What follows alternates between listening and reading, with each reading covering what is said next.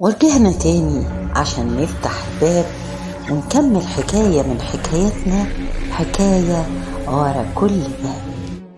عندي 24 سنة وعايش حياتي بالطول وبالعرض. أصلا أنا اتحرمت كتير وبعد كده ربنا كرمني من وسعه. والدي ووالدتي انفصلوا عن بعض وأنا عندي 10 سنين، وكنت أنا وأختي بس. أختي كان عندها 7 سنين. والدي كان شديد جدا ووالدتي كانت بتترعب منه. أوعى عليه لما كان يزعق ثانيتين ويلطش ساعتين، وما استحملتش تعيش معاه أكتر من كده وانفصلت عنه. صراحة ربنا أمي كانت جميلة ولا زالت جميلة. المهم بعد كام سنة من الانفصال قعدت تشتغل من محل لمحل ومن مكان لمكان عشان تكفينا. هو كان بيديها نفقة، لكن برضو أمي كانت طموحة جدا، بس مش عارف طموح من نوع معين. طموحها إن احنا نلبس أحلى لبس ونمسك أحسن موبايلات وما يبقاش فيه أطفال زينا ولا أحسن مننا. حقها، وأمهات كتير جدا، أمهات كتير جدا كده. عموما بعد 3-4 سنين من الانفصال تعرفت على شاب صغير. في الوقت ده كان عمرها تقريبا 33 أو 34 وهو كان في سني 24. الفرق بينهم كان من 10 ل11 سنة، ومش عارف وقتها هي اختارته ازاي أو ليه، أو أنا ما كنتش فاهم بالظبط. كان بيعاملني أنا وأختي أحسن معاملة عشان يرضيها. هو ما كانش بيقعد معنا كتير، شهر ونص ويسافر، 2-3 ويرجع. كان بيسافر دولة أوروبية، ومع الوقت بدأت أسمع إن هو ده سبب زواج أمي منه، إنه معاه فلوس، وكل اللي بيشتغل بيه من حبه ليها كان بيجي يحطه في إيديها وما ياخدش حاجة منها نهائي، ولها مطلق الحرية تصرف كما تشاء. وبعد كام سنة حملت وجابت لنا أخت منه.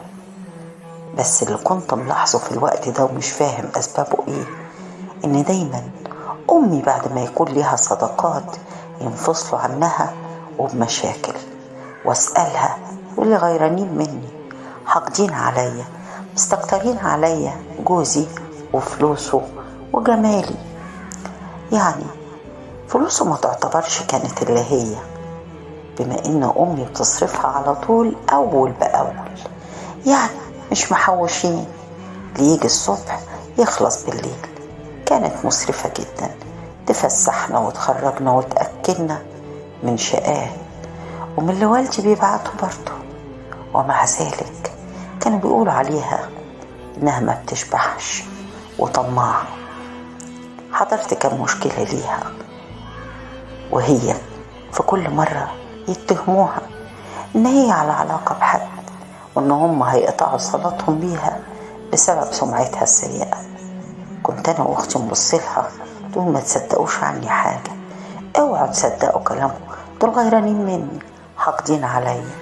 واحنا كأطفال نصدق، لحد ما في مرة من المرات كان ليها صداقة قوية العمارة الجديدة اللي سكننا فيها من واحدة من الجيران. الست دي أسمع من الدنيا كلها لحد الآن إنها محترمة جدا وعاقلة جدا. وجاي يوم المدرسة لقيت أمي واقفة على بابها تحاول تدخل عندها، والست بتزقها وبتقول لها ممنوع.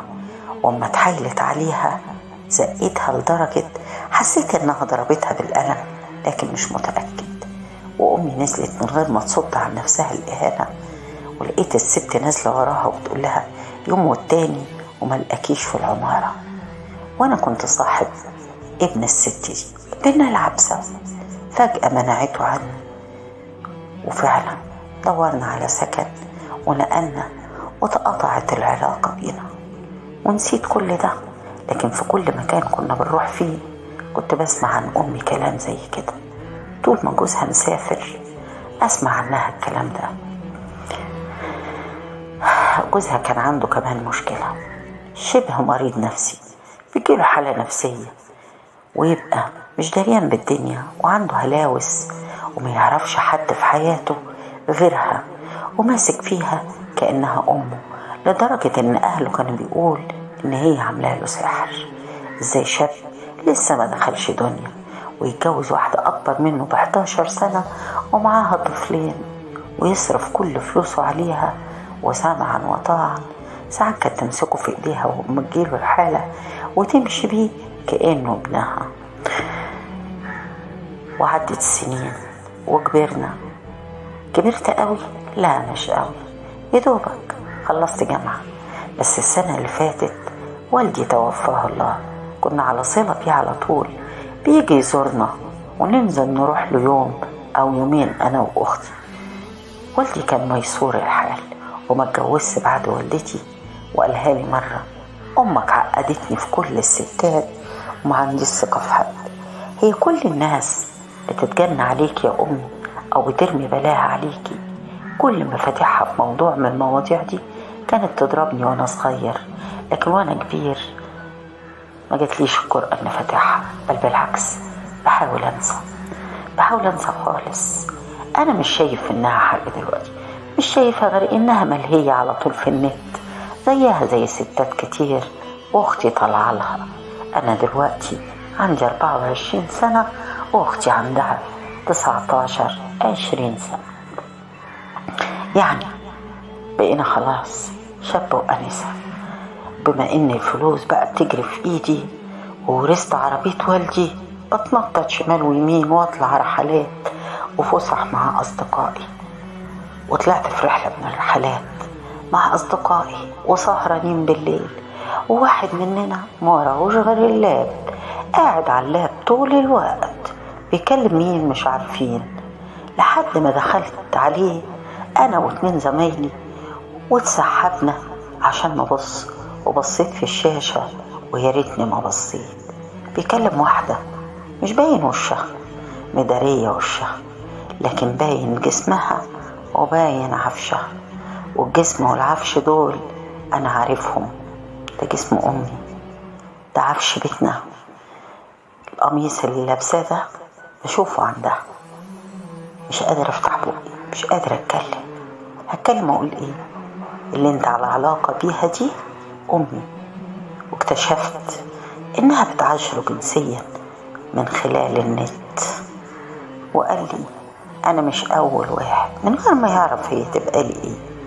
أنا اتعرفت عليها عن طريق واحد صاحبي وبسطته وقلت له خليها تبسط، والمقابل بنحول لها فلوس على تليفونها بالوسائل اللي بيبعتوا بها فلوس كاش، مع انها مش محتاجة. وانا ورثت وبسطها انا واختي وجوزها بيجيب لها. هعمل ايه؟ سبت الرحلة ورجعت، واول ما دخلت عليها قلت لها هاتي موبايلك. ليه؟ هاتي موبايلك ليه؟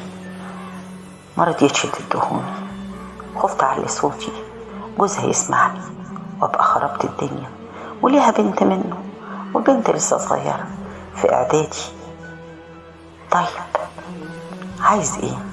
حكيت لها وقلت لها انا شفت كذا كذا كذا. قالت لي لا ما تظلمينيش، مش انا، دي اكيد اختك. اختي هي اللي بتعمل كده، انا هذبحها، انا هقتلها، لا اسيبها لحد ما نراقبها ونمسكها متلبسة. وقدرت تهديني وتسكتني، لكن انا شيطاني بيقول لي اخلص من اختك وعارها قبل ما الموضوع يزيد. المهم جه في وقت من الاوقات وقلت لنفسي هفتح اختي واسألها واقررها، وسألتها وبكت قوي. قالت لي ماما بتعمل ده من زمان وكل يوم، ولو عايز تشوف بنفسك اعمل نفسك نايم واصحى في التوقيت الفلاني وادخل عليها وتسحب، وهتشوف بعينك وتسمع بودانك. انت ازاي ساكتة على كده؟ ما اقدرش اعمل لها حاجة، انا بطبيعتي ضعيفة الشخصية، ماما محت شخصيتي من كتر الضرب والتهديد ليا من وانا صغيرة. ودلوقتي انا عايزة اقولك ان في كتير يعرفوا اللي ماما بتعمله. واقولك كمان ان انا كان في شاب في حياتي عايز يتقدمني ومحترم، لكن بعد عني بسبب امي. يعرف منين اللي امك بتعمله؟ انت عارف ده مين؟ ابن جيراننا اللي امه طردتنا من العمارة بسبب اللي ماما بتعمله. دلوقتي دماغي بتلف، اقتلها واخلص منها ولا اقول لجوزها يطلقها ولا اعمل ايه؟ ما اقدرش اسكت اكتر من كده، والشيطان راكب دماغي ان اتخلص منها قبل ما الفضايح تزيد عن كده. ولو ان احنا كده كده اتفضحنا خلاص. لو حد فيكم يعرف حل يقول لي عليه، ومحدش يقول لي كلم اهل الدين عشان يكلموها، لان الست اللي طردتها من البيت قبل كده عرفت انها لجأت لرجال الدين وحد كلمها واخدت الكلام بسخرية. سمعتنا وسمعة اختي اللي هتوقف حالها وكسرت قلبها وانا هتعاير بيها. اعمل ايه؟ دي كانت حكاية من حكاياتنا اللي خرجناها من ورا الباب، من حكاياتنا حكاية ورا كل باب.